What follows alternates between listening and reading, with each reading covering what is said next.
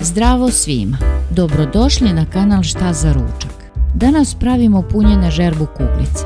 Pripremimo sve što nam je potrebno. Uzmemo jednu veću činiju pa stavimo 300 g mlevenog keksa, 250 g mlevenih oraha, 100 g šećera u prahu, 2 kesice vanilinog šećera, 2 kašike kakaoa. Promešamo varjačom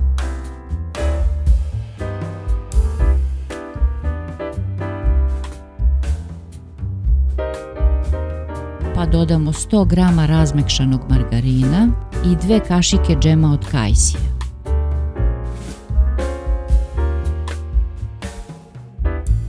Promešamo pa nastavimo da mesimo rukom.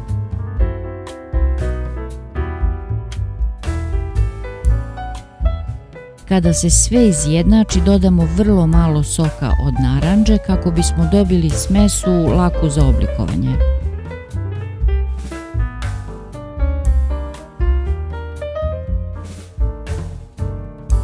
Malo nauljimo ruke, pa kašičicom uzimamo pomalo smese i pravimo kuglicu. Napravimo rupu u sredini, stavimo žele bombonicu i oblikujemo kuglicu.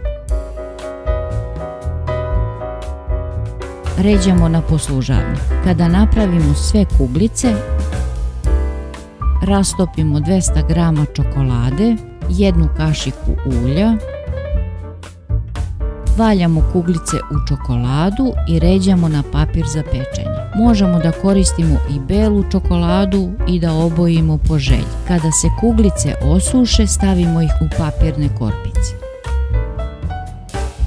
Ako vam se dopao ovaj recept, lajkujte i zapratite kanal. Prijatno!